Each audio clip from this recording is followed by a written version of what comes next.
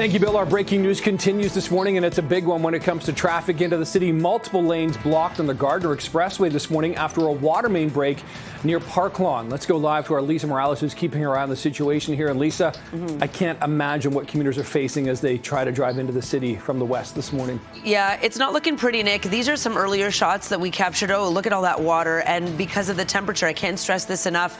You'll see on some of my cameras as well, it looks like that water is turning into kind of a bit of a slush, maybe even some ice. Now, crews are tending to this scene. So let's get you unpacked here. Let's show you the ramp from Park Lawn to the West Gardiner with our traffic cameras. And that's really the bulk of where all this water lies. That ramp is a no-go. You can see Toronto Transportation. They're on scene. And you know what? Let's go up to the sky with Chopper 24. They're always so much more helpful to give us a bird's eye view of that perspective. Let me see if I can get it in my feed here. No, I do not have it on my feed. I don't know, Control Room, if you have it or if they're heading on the way. Anyway, in the meantime, we'll stick with our shots here. This is, oh, there we go. Thank you so much, Control Room.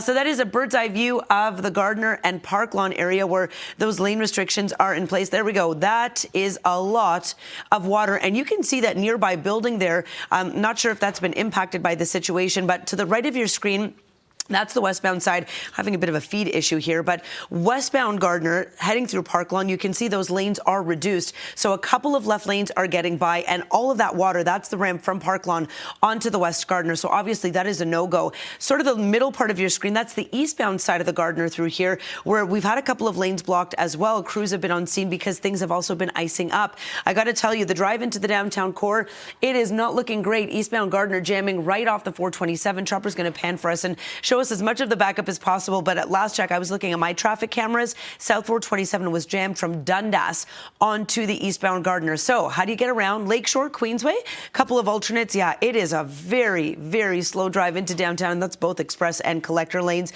Thank you so much for these shots, Chopper. And of course, we're going to keep tabs on this because we're hearing restrictions could be in place for a good part of the day.